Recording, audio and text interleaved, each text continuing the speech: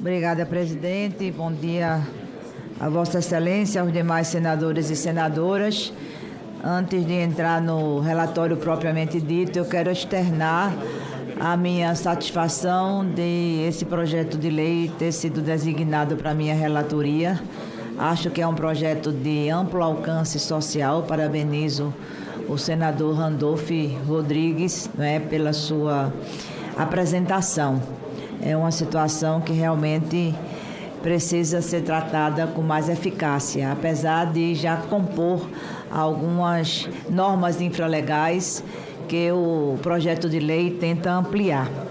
Rapidamente, vem ao exame da Comissão de Assuntos Econômicos, dentre as demais, onde o projeto tramitará, o projeto de lei 1635, do senador Randolph Rodrigues, que institui o Estatuto da População em Situação de Rua, o Fundo Nacional da População em Situação de Rua e o Comitê Intersetorial de Acompanhamento e Monitoramento, e criminaliza a aporofobia e dá outras providências.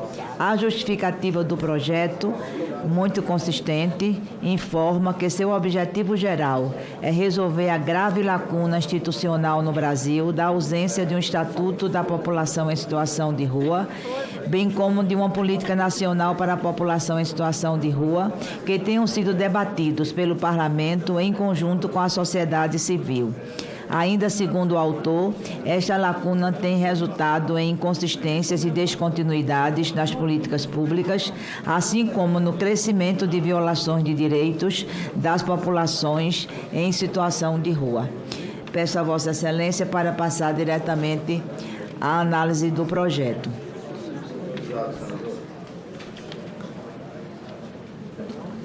O projeto, em seu foco principal, visa alterar o decreto-lei. O projeto visa alterar o decreto já existente, só que o decreto existente ele é voluntário, de adesão voluntária, o que resulta em apenas 5 estados que aderiram a este programa. Então, preliminarmente, cabe indicar as balizas regimentais referentes às competências das comissões permanentes do Senado Federal, conforme já salientado.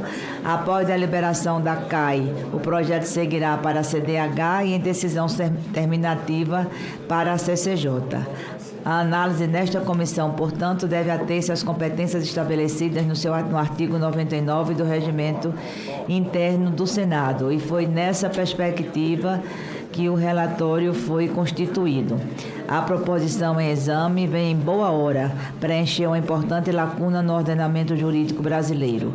É fundamental e urgente envolver o Senado Federal e a Câmara dos Deputados em uma discussão mais aprofundada sobre políticas públicas que garantam a dignidade humana das pessoas em situação de rua.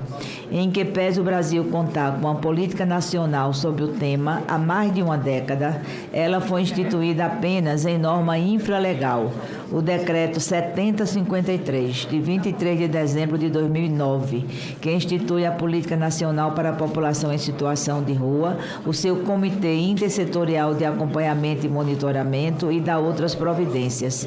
Os princípios, diretrizes, objetivos e instrumentos para uma tal política pública precisam passar a ser objeto de lei ordinária. Promover a maior efetividade dessa política passa necessariamente pela ampliação do diálogo e da interlocução do legislador com os diversos setores da sociedade civil brasileira envolvidos na questão, vocação natural e competência inafastável do Poder Legislativo. Acho que esse é um mérito importante a ser destacado no projeto de lei. O desafio tem, de fato, grandes proporções. Só na cidade de São Paulo, mais de 30 mil pessoas não possuem moradia, um aumento de 31% em relação ao período imediatamente anterior à pandemia da Covid-19 e de 100% em relação ao ano de 2015. Pesquisa do Instituto de Pesquisa Econômica Aplicada, o IPEA, estima que mais de 280 mil pessoas vivem em situação de rua em todo o país, tendo esse número aumentado 38% somente entre 2019 e 2022. Os efeitos nefastos da pandemia sobre a economia do país e a capacidade de geração de renda das pessoas encontram no aumento vertiginoso dessa população uma das suas faces mais cruéis. Também contribui para a complexidade da questão a necessidade evidente de uma ação articulada entre a União, os Estados, o Distrito Federal e os municípios, isto previsto nesse projeto de lei. O modelo preconizado pelo Decreto 7053 de 2009 tem como base a adesão voluntária dos entes descentralizados à Política Nacional para a População em Situação de Rua. Contudo, o que se verifica é que, passada mais de uma década de sua existência, não é possível dizer que essa política tenha sido bem-sucedida em termos de adesão dos entes subnacionais. Entre 2009 e 2020, aderiram a ela apenas 5 estados: o Distrito Federal, a Bahia, o Paraná, o Rio Grande do Norte e Pernambuco, e 15 municípios dos mais de 5.000 existentes no país: Rio Branco, no Acre, Maceió, em Alagoas, Fortaleza, no Ceará, Serra, no Espírito Santo, Goiânia, em Goiás, Juiz de Fora, Passos e Uberaba, em Minas Gerais, Curitiba e Foz do Iguaçu, no Paraná, Recife, em Pernambuco, Porto Alegre, Novo Hamburgo, no Rio Grande do Sul, Florianópolis, em Santa Catarina e São Paulo, em São Paulo. Tampouco os governos sozinhos serão capazes de resolver o problema. É preciso reconhecer que há espaços territoriais em que o Estado brasileiro tem dificuldade de atuar, sendo imprescindível contar com o engajamento e a capilaridade das organizações da sociedade civil, particularmente aquelas sem fins lucrativos. Para enfrentar desafio de tamanha complexidade diante da baixa adesão dos entes subnacionais à política nacional, o autor da proposição buscou incorporar ao PL 1635 de 2022, relatado em tela, muitos dos dispositivos já existentes nos decretos 7053 de 2009 e 9894 de 27 de junho também de 2019, que dispõe sobre o Comitê Intersetorial de Acompanhamento e Monitoramento da Política Nacional para a População em Situação de Rua. Não bastassem o forte aumento do número de pessoas em situação de rua e o agravamento das condições em que esses brasileiros e brasileiras vivem, a questão torna-se ainda mais urgente diante da recente decisão do Poder Judiciário. Em medida cautelar, adotada no âmbito da arguição de descumprimento de preceito fundamental, a DPF, número 976, o Supremo Tribunal Federal apontou para a vergonhosa desatenção estrutural do Estado brasileiro para com esta população. Isso é destacado na justificativa do PL e achei muito importante porque retoma o protagonismo da Casa e do Poder Legislativo. Aí segue-se algum destaque que damos para os itens apontados pela DPF, mas eu quero passar diretamente, senhor presidente, para as emendas, que não são emendas de mérito, são emendas de atualização do contexto vigente entre o decreto, o projeto de lei e esta tramitação, vindo agora para o relatório e aprovação nesta CAI. E são 5 emendas que passo a dizer, achando de uma memória achando muito meritória a memória que o projeto faz do que já existe, não é?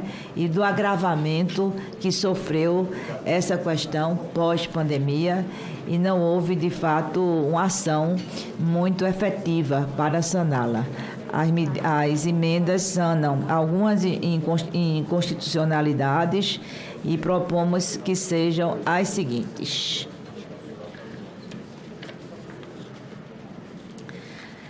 Emenda da CAI, desse ao caput do artigo 10, a seguinte redação: os Centros de Defesa dos Direitos Humanos para a População em Situação de Rua serão destinados a promover e defender seu direito, bem como incluiu-se a palavra rua, que evidentemente foi um lapso redacional. O artigo 15º passa a ter a seguinte redação: Para atender aos objetivos desta lei, o poder público poderá empregar recursos de dotações orçamentárias. 2. Recursos que, em conformidade com o artigo 115 da Lei 10.741, de 1º de outubro de 2003, foram destinados ao Fundo Nacional de Assistência Social para aplicação em programas e ações relativas à população idosa em situação de rua. 3. Recursos provenientes de celebração de acordos, contratos, ajustes e outros instrumentos congêneres. 4. Doações de pessoas físicas e jurídicas brasileiras. E 5. Outros recursos destinados por lei. A outra emenda é a supressão dos artigos 23, 24, 26 e 31 do PL 1635 e, por fim, uma emenda de simples redação, onde existia Auxílio Brasil, programa Auxílio Brasil passa a ser programa Bolsa Família. O poder público deverá promover o cadastramento de todas as pessoas em situação de rua no programa Bolsa Família, nos termos da Lei 14.601, de 19 de junho de 2023, e a disponibilização imediata da primeira parcela do auxílio, independentemente de fila para o cadastro, bem como no programa Renda Básica de Cidadania, nos termos da Lei 10.835, de 8 de janeiro de 2004. No mais, um parabéns muito de reconhecimento ao senador Randolfo Rodrigues, autor desse projeto de lei. Esse é o relatório, senhor presidente.